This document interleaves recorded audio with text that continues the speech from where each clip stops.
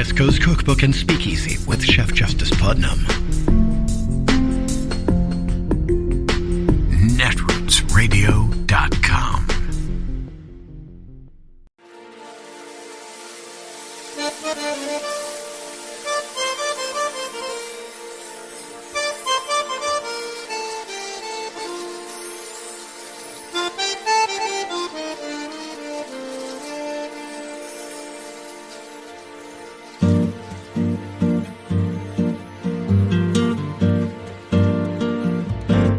Je voudrais du soleil vert, des dentelles et des théières, des photos de bord de mer, dans mon jardin d'hiver. Je voudrais de la lumière, comme en Nouvelle-Angleterre. Je veux changer d'atmosphère, dans mon jardin d'hiver. Ma fleur sous la pluie de novembre, tes mains qui courent, je n'en peux plus de t'attendre. Les années passent, qu'il est loin, là je tombe. Nul ne peut nous entendre. Je voudrais du Fred Astaire, revoir un latte. This is day 35 of Russia's invasion of Ukraine. There are developments, there are peace talks, but there's also the fact that Russia is not where it thought it would be, not remotely close at this point in the war. And there's new U.S. intelligence that says Vladimir Putin may have gotten to this point because he didn't know where he was even 35 days ago, that he's been misled by his own top aides. They also say Putin misleads, that he is lied to and a liar, because he said Russian forces would pull back while it actually intensifies the Capitol bombing. Here's a suburb outside the Capitol where you see the wreckage. Here's another northern city where Russia also claimed it was going to pull back in those peace talks I mentioned, but there's been more bombing. You're looking at what was once a market, now completely basically destroyed and unusable. Ukrainian forces assessing the damage in some of the towns they've been able to retake, sifting through rubble, recovering bodies. An 11-year-old girl discussing her neighborhood bombed. Злякався? Да, злякався. І що далі було? Ну, я був весь в крові. Усі були в крові. This is part of the reality against a period where Russia said it was going to partially pull back. You have world leaders and Ukrainian refugees all saying, well, they already know Vladimir Putin, so nothing about this development is surprising. They're talking about, trying to set the conditions for decreasing military tensions. But I think it's way too soon to feel any confidence in that. Верить вообще представителям российским, наверное, все-таки не стоит. И мне кажется, будет какая-то эскалация на Востоке. Поэтому мы сейчас и не возвращаемся в Харьков. Потому что опасаемся, что начнется что-то активная фаза войны. I would say we have no reason to trust Russia, to trust Lavrov, to trust Putin. The condition number one, please. Don't trust Putin. That's the view of the actions by Putin against this military context. But how did Putin get into this place? Well, U.S. intelligence has a report now that says they have information and intelligence that suggests he continues to be misinformed about the invasion by, quote, yes men. Reuters and others have covered that story. You see the headline about yes men. And you have this tension between Putin and his own military leaders. So you have top U.S. officials in the Biden administration breaking it down like this. One of the Achilles heels of autocracies is that you don't have people in those systems who speak truth to power. His senior advisors are too afraid to tell him the truth. I'm now joined by someone who's been exactly such a senior advisor to a Russian president. Andrei Kozyrov was the Russian foreign minister. He worked under Boris Yeltsin, and his deputy, Sergei Lavrov, has assumed that position for Putin. Welcome back. Thank you. Thank you. There's no great intellectual victory laps during this kind of grim war and humanitarian crisis. And yet, for the sake of making sense of what's happening, which is what we endeavor to do here, here on day 35, I'm quoting U.S. intelligence about, quote, yes men, and what American officials are publicly saying about Putin. You did diagnose this very information chain problem on the beat. You referred to the, quote, yes men around Putin, and you explained to us then why Putin would sooner be overthrown than get bad news. Let's just take a quick look at that. Is there anyone inside the Russian government who can even give him the bad news? That is less possible than overthrow him. That's a Russian tradition. They fear to tell the boss the truth, but one day they might come with a weapon and escort him either to the grave or to retirement. A few weeks later, how is that playing out? And as a foreign policy leader, why do you think that the United States is not only finding this, whatever their intelligence is, it's drawn the way yours is on experience, but making this part of their public presentation now today? Well, they probably have intelligence, and I just had a knowledge of tradition and a little bit of insight in what happens in Kremlin.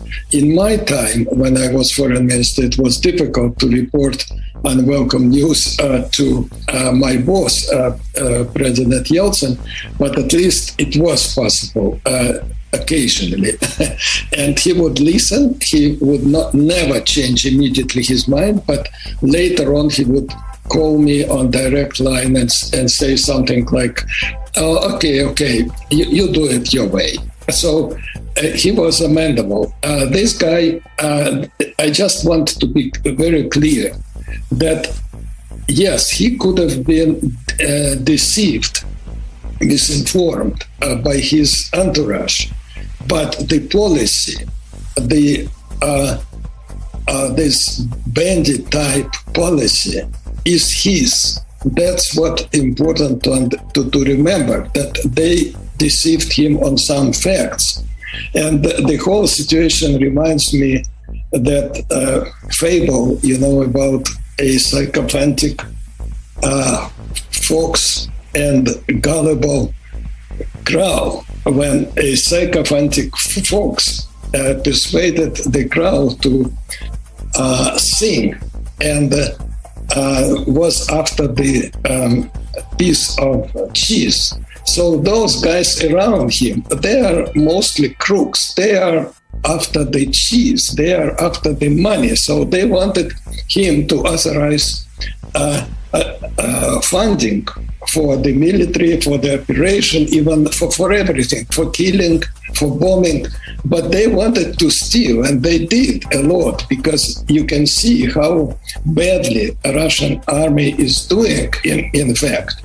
And they were telling him what he wanted to hear, and he kind of stupidly opened the big and the cheese, and they stole the cheese, and he is now in a ridiculous position. But again, it does not relieve him from the crime which he authorized and which he pursues. Yeah, and I don't know the crow cheese story as well, although it rings a bell. And we know what it is for people to go after the cheese or the money, and as you say, they're pilfering. So they have a different incentive structure if it's a kleptocracy and there's so much pinching and stealing going on.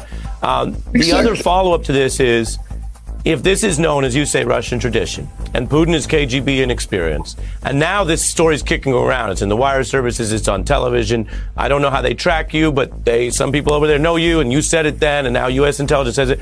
At what point does Putin hear about all this and have an incentive to improve his incoming information? Does that ever happen?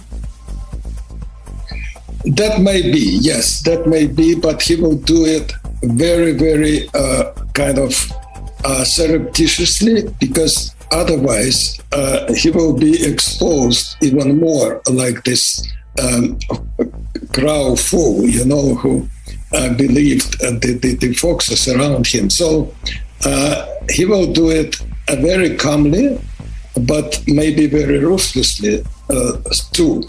And that happens. Yes, that's also in Russian tradition, but it's not a bad news for us because, that means that the kingdom will be against itself inside. And as was said, this kingdom cannot stand. So that's really, a good news. Yeah. That's really fascinating. You know of what you speak, which is why we keep coming back to you. And like U.S. intelligence, you have to talk to people who've been there to even get an understanding of this as we're in this tough spot. Andrei Kozarov, thank you so much, sir. It is Thursday, the 31st of March of 2022. And you are in West Coast Cookbook and Speakeasy. I am your chef de cuisine, Justice Putnam. Gunner the English Bulldog is our snoozing sous chef. And our daily special is Metro Shrimp and Grits Thursdays. A little bit of jambalaya, a little bit of spice in your life. Oh, I should remind folks, because I need to be reminded myself, there is the recipe for the Metro Shrimp and Grits on the Metro Shrimp and Grits Thursday Diaries. They come out as part of the template. I was reminded also by a listener and fellow Daily Co's member that photographs that I have on the show notes and links have been there for a long time. How about some variety? I know, I'm sorry. I get busy with everything from, well, let's not even get into real life, because that's pretty voluminous what needs to be taken care of there while I'm taking care of my ma. And the house and everything else. And, you know what it's like. But also the programming aspect for the radio station takes quite a bit of time, too, so I haven't fit in. But I will possibly go through the show notes and links diaries, and maybe I'll put up a different combination of photographs for each of the day's daily specials. Maybe I'll try to do that. So, and then also, I had a bit of a problem when Daily Co's migrated to this newest version. I got notice from Daily Co's that photographs that I took, that apparently I didn't have an okay to use my own photographs. So I had to go through a whole process and an appeal process so that I could post my own photographs. And so I don't have that many left. I lost my eye to take photographs, unfortunately. I try not to think about it too much because it can make me depressed. Yeah, the eye that I would use, unfortunately, has a problem. I think I might have a cataract or something's going on. At first, I thought maybe it was a stroke. This was actually quite a while ago, too. I've been living with this for a bit. So there's a bit of a wavy part in my vision, and but I think it's some sort of mass in there, and I guess I'll need to go take care of it. But unfortunately, when you get old, they don't take care of your eyes or your teeth or any of those things that you would really like to have when you're older. Apparently, they consider it to be a cosmetic. Oh, you can't see? That's just cosmetic to repair. Oh, thanks. Okay, well, I'll keep that in mind. But, yeah, so I would suggest to people, if you're going to get old, don't. It's such a drag. When they talk about decay, you have really no idea what they mean until it starts happening. I actually tried to envision what it would be like to, have an empathetic understanding. But unfortunately, I didn't know until I actually started experiencing it. And then this epiphany came to me, which was, oh, that's what they meant. All right. Yeah, we tend to, as we're younger, to discount certain things that older people might say, because what do old people know? And now that we're old, we realize that, you know what? We actually know quite a bit. Maybe we should try to save people from the pitfalls that we experienced. And then you go out there and try to tell people, the youngsters, they go, oh, you're just an old person. What a square. You're a fuddy-duddy. Then they come out of it with concussions, broken legs, if they live. Because I got to tell you, mistakes are such great teaching tools. Some people do not survive them. That's how much they teach. You might flunk out before the class is over. That's life. Well, I guess we should speak to the war. It's still continuing apace. I'm a bit concerned about the fifth columnists in this country. Just out there, wide in the open, overtly. You know, it used to be back in the day when you were a trader, you kind of like couched your statements into, so it wouldn't come back to you because you're a trader. But now these traders just go right on. Tucker Carlson is one. You don't even have to go on Tucker Carlson. He is Tucker Carlson. Or any of a number of others who might also be elected GOP members. How is it that we are in one of the most dangerous times in world history? And I'm not conflating this, because Putin, you thought that Trump didn't want to follow the rules. Look what Putin's been getting away with. Yeah, Trump got impeached twice, Nothing happened to him. Look what happened to Putin when he invaded Crimea and just said, I'm taking it. And we all poo-pooed and said, don't do that, don't do that, don't do that. And then it was like, okay, well, just stay in the Donbass and everything will be okay. And Putin said, yeah, okay, I'll stay there while I amass my forces to take more. So I do think that it's interesting that during a Democratic administration, our intelligence apparatus is able to come out and say, hey, you know what? This is what Putin's doing, and we need to prepare. Whereas before, that was considered to be national security. Hell, Reality Winner was thrown in jail for exposing what the Russians were doing, and our intelligence apparatus heeded her word and went to work. But they had to throw her in jail because she probably would have exposed Donald Trump's complicit behavior in helping Russia install him in the Oval Office so that Lavrov and Kislyak could have a little jig. They danced a Russian jig. Didn't quite go to the sword dance, but that was coming up. Hoopah! All right.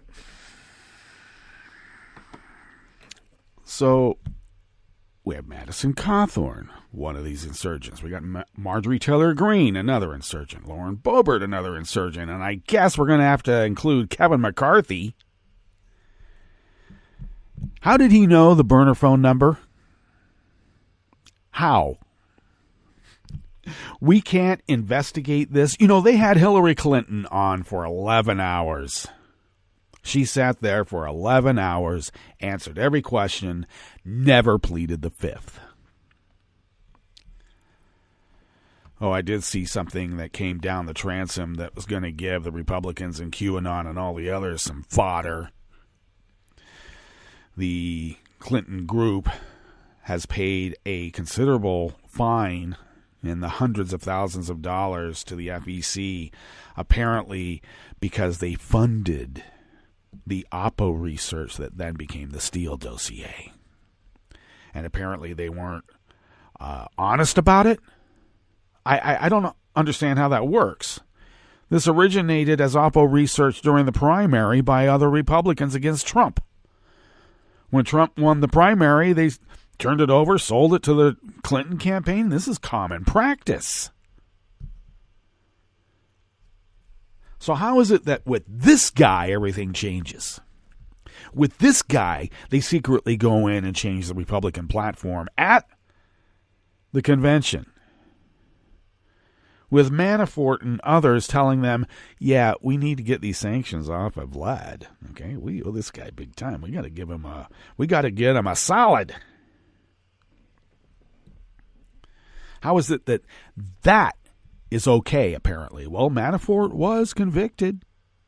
He was sent to jail, and he was pardoned by the perp that he helped. And nothing can be done about it, apparently, because it would set a terrible precedent. We'll become a banana republic. We already are. We're trying to get out of it. You don't get out of it by letting the military junta tell you what to do. And in this case, the military junta gets their orders in Cyrillic. You think I'm kidding? We had elements in the FBI that refused to investigate Kavanaugh when hundreds and hundreds and hundreds of tips came in, scores of allegations of sexual abuse. They didn't even investigate. But the Republicans want to know what KBJ's test scores were when she was in third grade. I'm serious. How can you be a Supreme Court justice? You didn't get the top citizenship award in third grade. Remember when they had that? Citizenship awards? Yeah. Times have changed, haven't they? All right. I keep telling everybody we have our work cut out for us because we do. We do. And I'm hoping that, when we vote, they actually get counted, because apparently, and we have an article coming up that addresses this concerted effort, I would almost call it a conspiracy, to make sure people can't vote in America. They don't want to expand voting rights. They want to make sure no one can. Authoritarians don't want people to vote. Oh, they might put on the trappings of it so that their followers will feel like, oh, wow, we got some skin in the game, don't we? Keeps them appeased, Oh, boy. So I'm hoping that our votes will count. We can get past the hurdles to vote. But if there's not an independent, non-biased voting apparatus, what happens then? Okay. I don't remember any liberal organizations down through the decades having these confabs where they talked about breaking the law or changing the law unconstitutionally so that they could hold on to power. Where is that? But we got the Birchers, and we got the Federalist Society, we got the Heritage Foundation, we have ALEC, we have the Koch brothers, etc., etc., etc., constantly having these meetings where they talk about how they can destroy democracy. And we're supposed to allow them to do it because they are the adults in the room. I don't know. If they're the adults in the room, maybe we need to have a little bit of regime change. The youngsters are taking over. Of course, now a lot of these youngsters are brown shirt thugs. Look at Madison Cawthorn. I don't care if he's in a wheelchair. He's a thug. And he exposed the amount of projection these idiots have. Roger Stone came out and said, McCarthy didn't take care of Cawthorn correctly, and Cawthorn still believes there's sex orgies going on. And this is from a guy who is an admitted swinger who takes part in sex orgies. Jeez. Can't be a Republican unless you're a hypocrite. And they just do it in your face over and over and over. And they're complaining about a black guy slapping somebody. Another black guy. No complaints about... I know I'm jumping around, but just bear with me. No one asked John Wayne to leave the Oscars when he had to be physically restrained from storming the stage to punch out Sachin Littlefeather. when she was accepting Brando's Oscar. And she read a statement from Brando and also from the American Indian movement saying that there's, really got to be some better representation of Native Americans in the movies rather than this constant caricatures of bad guys. John Wayne wanted to punch a woman out. No one asked him to leave. Hell, they invited Roman Polanski to Hollywood to give him an Oscar in 2003. Couldn't come because as soon as he set foot on U.S. soil, he'd be arrested for you-know-what. Yeah, pedophilia. Raping a 12, 13-year-old. I don't care, I tried to affect some sort of ambivalence to that whole thing. It's like, well, the French, they like to have young things and stuff. Well, no, let's not even go there. All right? Let's not even go there with the allegations that the mom, because it was actually the aunt that turned them in. Good for her. But the mom, I guess, found offering her daughter up to Polanski, and I hope it wasn't Jack Nicholson, whoever else was there, as some sort of, booty, literally, so that, an entry into Hollywood.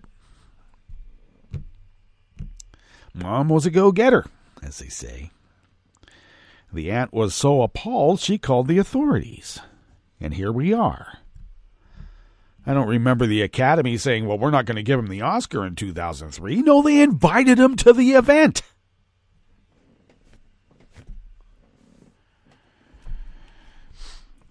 And I guess if we actually come down on the actual definition of assault, Will Smith assaulted him. But now bear with me, okay? I'm old school here, all right?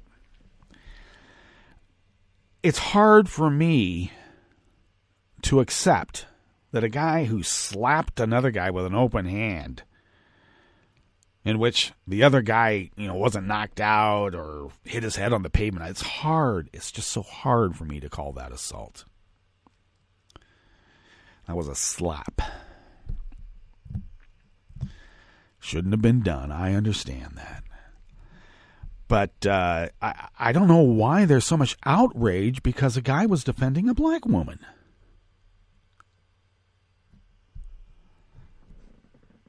I don't know. It's confusing to me. Because we're talking about the Fresh Prince of Bel-Air. He got pushed a little too far, didn't he? Now, I know that Jada and Will Smith have a certain bit of history that maybe you don't or are not aware of in Hollywood. They can be, I wouldn't say abrasive. Some of the Scientology aspect of what pervades Hollywood has come to the fore in this, and it's not really mentioned as much as it should be.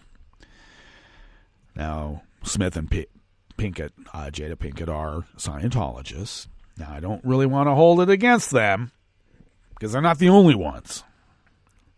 I mean, it is pervasive. I know. Because when Scientology was first making its foothold, I had friends that, came from fairly rich families. I wonder why they got recruited by Scientology. But they would go to the facility there by the Queen of Angels Hospital in downtown L.A. And at some point, the idea was that you started off in the kitchen, and worked your way up, and, as you became clear. And in the midst of that, then celebrities from Hollywood were being recruited, and none of them had to work in the kitchen. They got slotted like several levels up, to start off, and that caused a bit of rancor. But it was a strategy for legitimacy. So I think that a lot of some of this issue might also have to do with the pervasiveness of Scientology in Hollywood, and it might be some kickback against that. But I still can't get past the fact that a black guy defending a black woman is being pilloried this extensively. It's just, I'm sorry. It seems obvious to me. Okay, he assaulted Chris Rock, and Chris Rock is going to have something serious to say about it. No one has sent an apology to Jada Pinkett Smith for the sick joke. No one. Okay? Chris Rock is not necessarily the victim here.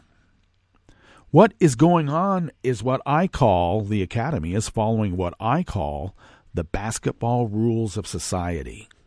What are the basketball rules of society? The initial foul never gets called. It's the retaliation to that foul that gets called. That is the basketball rules of society. If you've never played basketball, you don't know what I mean. You'll be down on the post and somebody will elbow you in the gut, elbow you in the face, and if you retaliate in some way, you will be called for the foul. So no one's calling Chris Rock for his foul. Just the retaliation to it. So, I don't know. It seems to work for basketball. I know no one likes it, but you just got to live with it now, don't you? I guess we do. Well, enough of that. Look at the time. It's just a moving. What's on the rest of the menu here? In the Bistro Cafe part of West Coast Cookbook and Speakeasy, as we begin this fine Metro Shrimp and Grits Thursdays. Yeah, Kremlin advisors will overthrow Putin before giving him bad news about Russia's war failures. That's how scared they are. On the rest of the menu, House Republicans oppose Biden's effort to expand voting rights. A network of national conservative groups is influencing Wisconsin school board elections. And 9 people were charged with federal civil rights offenses after they traveled to D.C. and then blocked access to a reproductive health center and streamed it on Facebook. After the break, we move to the chef's table, where the number of Ukrainian refugees has passed the UN's worst case estimate, and a New Zealand man was sentenced to 1 year in prison for threatening to kill Prime Minister Jacinda Ardern. All that and more on West Coast Cookbook and Speakeasy. Bon appetit.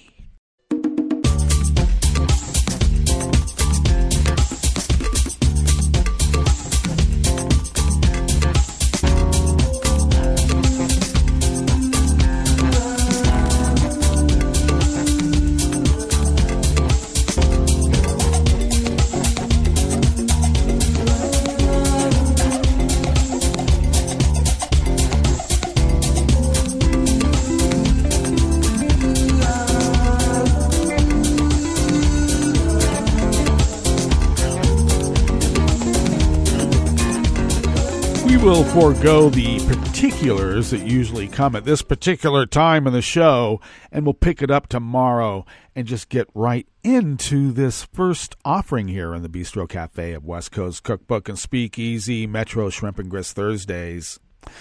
And it is out of the American Independent by the great Oliver Willis. A group of House Republicans who voted against certifying the results of the 2020 presidential election sent a letter to the Biden administration in which they raised concerns about efforts to have federal agencies assist with voter registration, claiming that their concern was a lack of constitutional and statutory authority for federal agencies to engage in any activity beyond its stated mission. The originalists believe that the federal government has nothing to do with getting people to vote. The letter, provided to the conservative Fox News network, you know, the propaganda machine of the Republican Party, was signed by 8 members of the House, including Glenn Thompson, Blaine Luetkemeyer, Virginia Fox, and Andy Harris. Those 4 members, in January of 2021, voted in favor of rejecting millions of votes cast in the 2020 presidential election. The effort did not succeed, and Joe Biden's win over Trump was certified by Congress. In a letter, addressed to Susan Rice, the director of the Domestic Policy Council, and Shalonda Young, the director of OMB, the House members complain that in response to an executive order signed by Biden in March of 2021, multiple federal agencies are making efforts to encourage voter participation through registration. Claiming they're concerned about issues of constitutionality, they wrote, "Our concerns with this executive order focus on the following sections. 1. Directing federal agencies to assist states with voter registration if a state requests assistance. 2. Expanding the use of vote.gov and suggesting agencies add a link to their website. Oh, horrors! And 3. Proposing ways to increase federally funded government employee participation in the voting process. We are concerned that these directives go beyond the scope of each agency's authoring statute and mission." What? The Republicans also raised the Department of Agriculture playing a role in encouraging voters' registration through the SNAP program. I know that's redundant, but SNAP, describing it as playing a part in the Biden administration's voter registration scheme. See what they're doing? They're criminalizing voting registration and therefore voting. You vote, you're a thug. Biden signed the executive order on promoting access to voting on March 7th of 2021, instructing agencies to consider ways to expand citizens' opportunities to register to vote and to obtain information about and participate in the electoral process. And obviously, since Republicans are wholly owned by Moscow, look how well the information stream has worked for their population.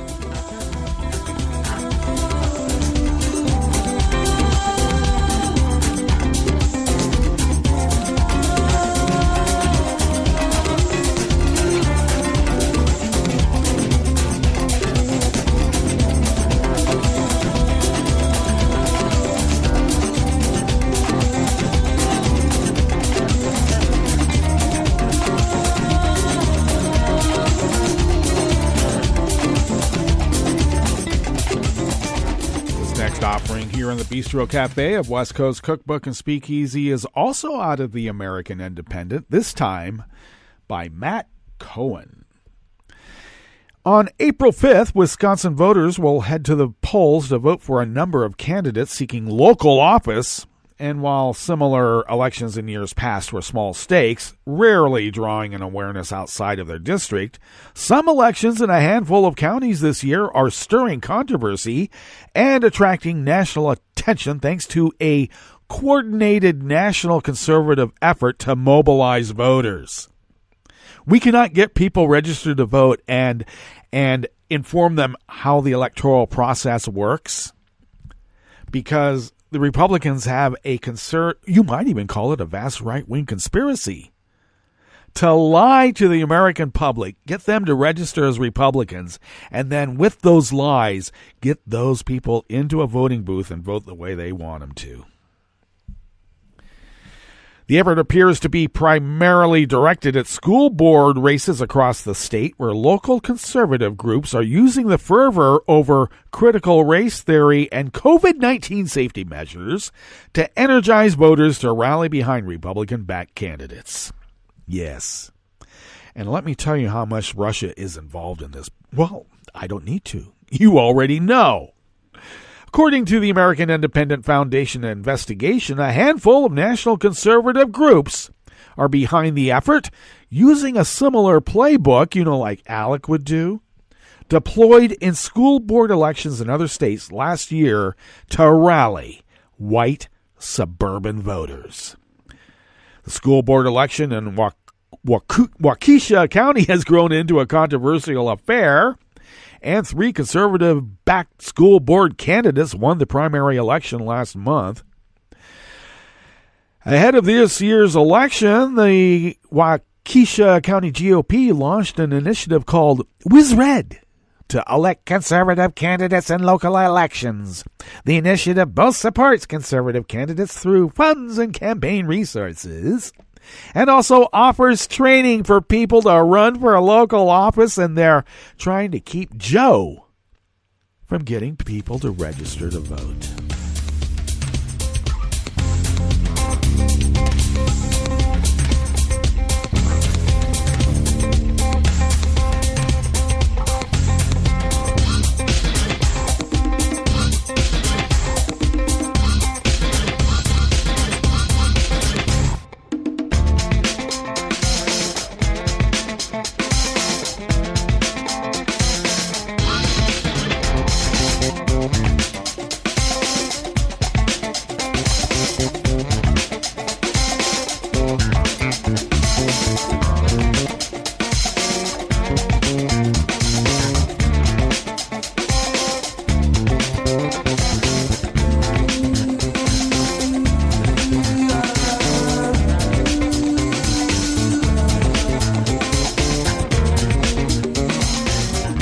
Michael Balsamo of the Associated Press brings us this final offering here in the Bistro Cafe, part of West Coast Cookbook and Speakeasy Metro Shrimp and Grist Thursdays. 9 people were charged with federal civil rights offenses after they traveled to the nation's capital and then blocked access to a reproductive health center and then streamed it on Facebook, federal prosecutors said yesterday, Wednesday. The charges include violations of a federal law known as the Freedom of Access to Clinic Entrances Act, or the FACE Act, which prohibits physically obstructing or using the threat of force to intimidate or interfere with a person seeking reproductive health services. The law also prohibits damaging property at abortion clinics and other reproductive health centers. The 9, Lauren Handy, age 28, Jonathan Darnell, age 40 of Virginia, Jim Smith, 32, and John Hinshaw, 67, William Goodman, age 52, all of New York, Joan Bell, age 73 of New Jersey, Paulette Harlow, age 73, Jean Marshall, age 72, both of Massachusetts, and Heather Idoni, age 61 of Michigan, also face a charge of conspiracy against rights. Prosecutors allege the group, quote, engaged in a conspiracy to create a blockade at the reproductive health care clinic. It was unclear from court papers how the 9 met. In court documents, prosecutors say Handy called the clinic pretending to be a prospective patient and scheduled an appointment. Once there, on October 22nd of 2020, Darnell started a live feed on Facebook as the rest of the group lined up outside the clinic, the indictment says. When a worker opened the door for patients, 8 of the suspects pushed their way inside and began blocking doors, and 5 of them chained themselves together on chairs to block the treatment area, according to court papers. Others blocked the employee entrance to stop other patients from coming inside, while another suspect blocked people from coming into the waiting room. Well, they deserve everything that they're going to get, and they better have the book thrown at them, please. All right, let's get to our break, and when we get back from that break, we will go through weather from around the world, and we will finish up with the stories that we have curated for you today. You are listening to West Coast Cookbook and Speakeasy, and we will be right back.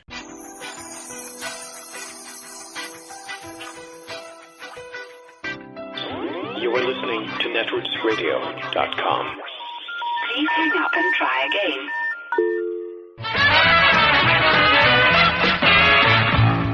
From a point at sea to the circles of your mind, a new force is at work for planetary transformation.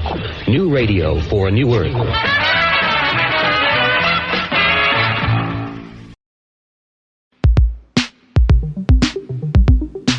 This is Scientific American's 60-Second Science. I'm Karen Hopkin. It's probably happened to you.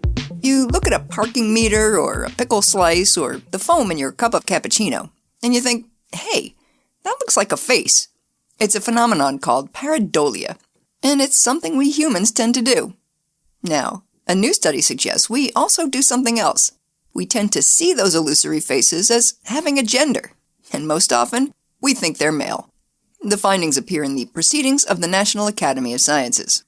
Growing up, my sister Jenny and I had our own word for examples of face pareidolia, bees-ups.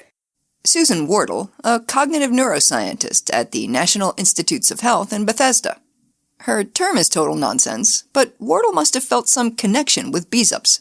As a grown-up, she set out to study them after a conversation she had with her colleague, Jessica Taubert. We were talking about face neurons in the brain, which respond preferentially to images of faces, but they also sometimes respond to pictures of round objects, such as apples or clocks. That reminded us of the experience of seeing faces and objects, and we thought it would be fun to find out whether the face regions of the brain respond to illusory faces in a similar way to real faces. Indeed, in an earlier study, they found that the same brain regions activated by actual human faces were also triggered by faux faces in inanimate objects, like potatoes or teapots or washing machines. But that made them wonder, what do we see in these illusory faces? For example, do these faces appear to be of a particular age or gender, and do they have a specific emotional expression? So they set out to collect a cornucopia of images. We started by finding examples of face pareidolia on the internet, but now people send us their own examples, and we also take photos of illusory faces that we see out in the world. They showed 250 of these photos to some 3,800 volunteers. And we found that people readily attribute these features to illusory faces. For example, a given illusory face might look like a fearful young boy or a grumpy older woman. But most striking of all, there is a strong bias for people to perceive illusory faces as male rather than female. About 4 times as often, the researchers found. And this was the case for both female and male participants. So it wasn't just that men saw Mr. Potato Head everywhere they looked. It also wasn't tied to the type of object in question, like a hammer versus a handbag. And the male bias persists when the faces are shown in black and white, so it's not due to gender associations with color either. Obviously, none of these fake faces has a biological sex. Which means there is no reason for us to perceive them to have a particular gender. The fact that we do shows that the illusory faces also engage our social perception system. And the reason we default to seeing males is that our brains need more information before we see a face as female. Think of a smiley face emoji. Most people would probably say that it looks more male than female. The addition of other details such as eyelashes and hair is used to make emojis look more female. The same is true of Lego characters.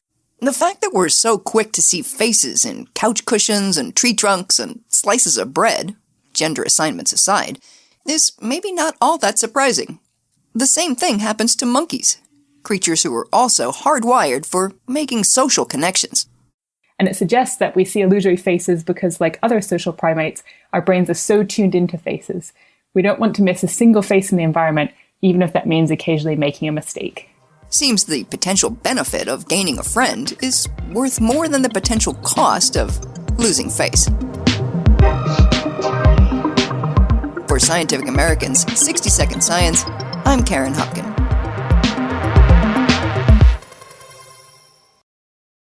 Hi, it's Tom. Could we humbly suggest your donation to netrootsradio.com? All we've got to run this 24-hour powerhouse of progressive resistance radio is what comes out of our own wallets. And you are our biggest donor. It doesn't take much, $3, $5. Just go to the bottom of our netrootsradio.com page and hit our secure donate button. Heck, you can even make a recurring contribution. So donate what you'd like at the bottom of our netrootsradio.com's homepage. Because you are our biggest donor. netrootsradio.com. Together, we are Resistance Radio.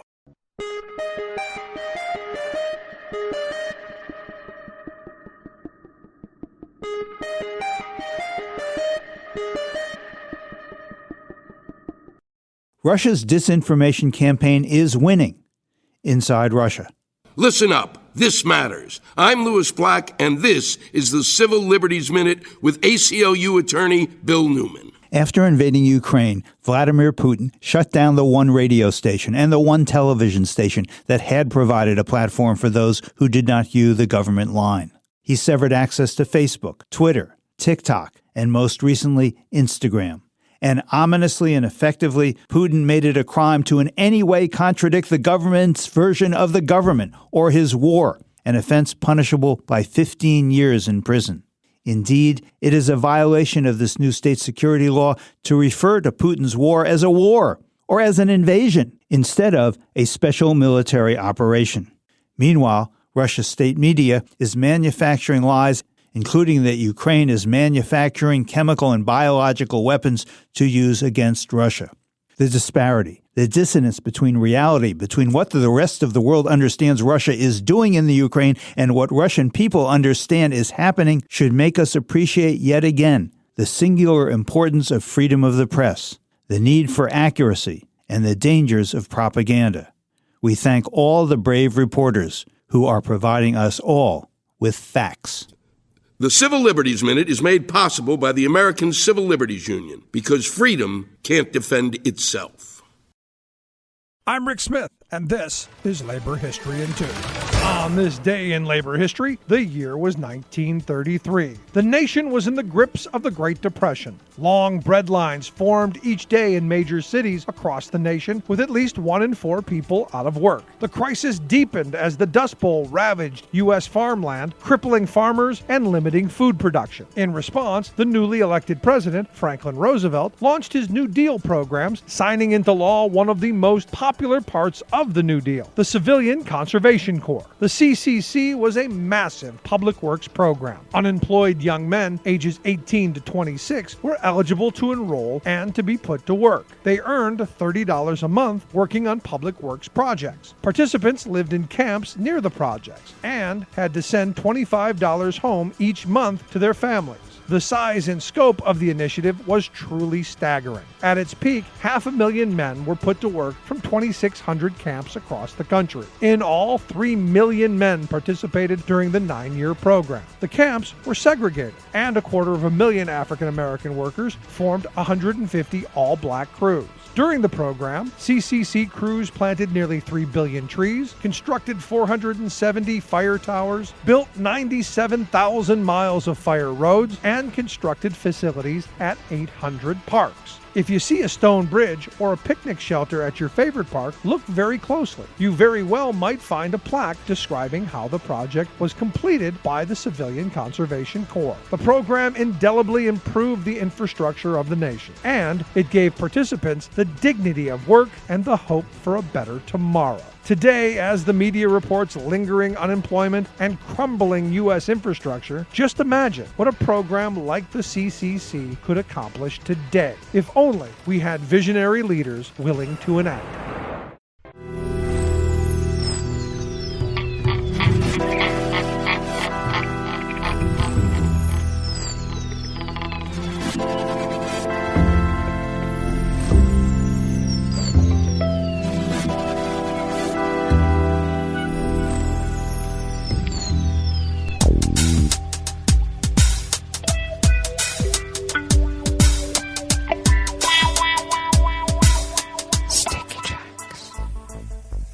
Thank you for accompanying us here to the chef's table at West Coast Cookbook and Speakeasy, Metro Shrimp and Grist Thursdays. We always begin weather from around the world along the banks of the Rogue River, in the Rogue River Valley of Southern Oregon on the west coast of the continental United States of America, where it is currently 34 degrees Fahrenheit, expecting a high of about 61, partly cloudy throughout the day, with winds out of the north at 5 to 10 miles per hour. A few passing clouds tonight with lows in the mid to low 30s. What? Winds out of the north-northwest at 5 to 10. And it looks like we'll have intervals of clouds with sunshine tomorrow. Winds out of the north-northwest at 5 to 10 miles per hour with highs near 70. This is how people catch pneumonia. Stop it. Confirmed cases of coronavirus continue to rise here in Jackson County in the southern part of Oregon, where we now stand at 425,090 people confirmed infected. And yet again, our deceased have risen, and we now stand at 510. Grass pollen is rated as moderate outside the window in Rogue River proper. The air quality index is good at 32 parts per million, and that daytime UV index continues to rise in the high range at level 6. Barometric pressure is holding steady at 30.24 inches. Visibility is at 8 miles. And relative humidity is at 93%. Looks like we may have some rain coming in Sunday and Monday. We'll look forward to that. Weather from around the world is brought to you by a crowd of crowdsourced weather stations that a crowd crowdsources from around the world. London is 45 degrees with showers in the vicinity. Paris is 45 with heavy rain and a flood advisory. Rome is 60 degrees and mostly cloudy with a electrical storm advisory that could impact critical electrical infrastructure. Kyiv is 57 and cloudy. Kabul is 60 and clear. Hong Kong is 73 and fair. Tokyo is 50 degrees with heavy rain. Sydney, Australia is 64 degrees with heavy rain. San Francisco, California is 47 and mostly cloudy. And New York is 58 degrees Fahrenheit and mostly cloudy. And that is weather from around the world, brought to you by a crowd of crowdsourced weather stations that a crowd crowdsources from around the world.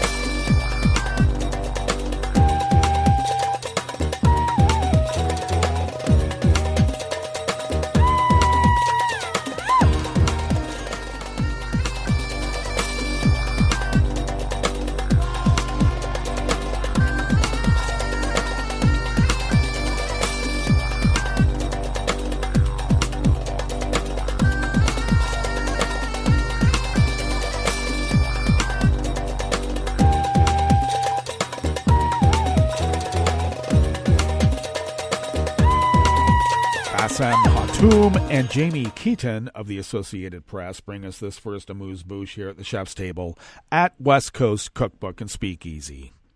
The number of people who have fled Ukraine since Russian troops invaded has surpassed 4 million, the UN reported yesterday, Wednesday, as shelling continued in places where Moscow had vowed to ease its military operations. I don't know if we could still believe the Russians, refugee Nikolay Nazarov, age 23, said as he crossed Ukraine's border into Poland with his wheelchair-bound father. Despite Russia's announcement during talks on Tuesday that its forces would ease their assault near Ukraine's capital of Kyiv and elsewhere, Nazarov said he expects more escalation in the country's east, including the city he and his father fled. That is why we cannot go back to Kharkiv, he said. We are afraid of a new phase of war in eastern Ukraine.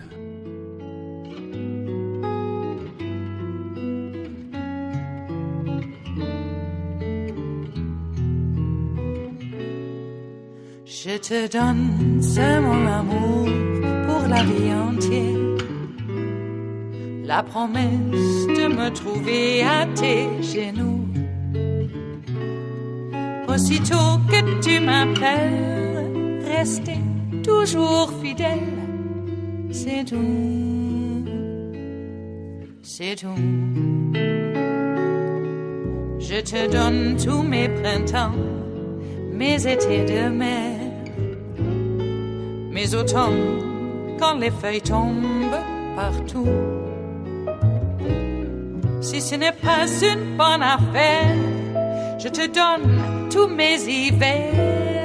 Nick Perry of the Associated Press brings us this final amuse-bouche here at the Chef's Table at West Coast Cookbook and Speakeasy. A New Zealand man was sentenced to 1 year in prison for threatening to kill Prime Minister Jacinda Ardern. Prosecutors said Michael Cruikshank, age 56, sent 88 lengthy emails to government officials in 2019 and 2020, calling them criminals, slave traders, and state-sanctioned terrorists. But it was 2 emails that he sent in January of 2020 that crossed a line by threatening violence. In one email, Cruikshank threatened to blow Ardern's head off, and in another said he would personally wipe you off the face of this effing planet. You have kids who want to see you grow old as I do, Cruikshank wrote. I suggest you place that into proper perspective. Cruikshank, who wore all black and rocked back and forth on his feet during the sentencing.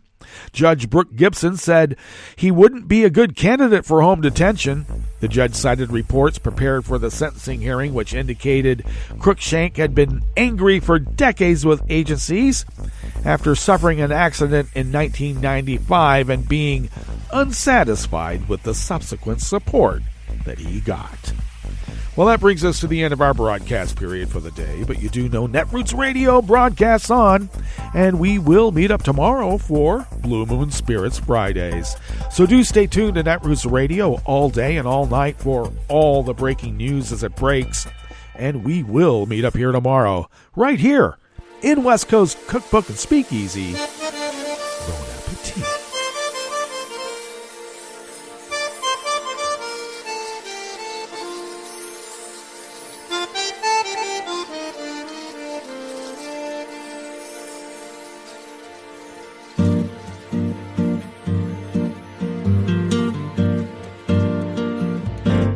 Je voudrais du soleil vert, des dentelles et des théères, des photos de bord de mer, dans mon jardin d'hiver. Je voudrais de la lumière, comme en Nouvelle-Angleterre. Je veux changer d'atmosphère, dans mon jardin d'hiver. Ma robe à fleurs sous la pluie de novembre, tes mains qui courent, je n'en peux plus de t'attendre. Les années passent, qu'il est loin, là je tombe. Nul ne peut nous entendre. Je voudrais du Fred Astaire, revoir un latte Goël. Je voudrais toujours te plaire dans mon jardin d'hiver. Je veux déjeuner par terre, comme au long de golfe clair, t'embrasser les yeux ouverts dans mon jardin d'hiver.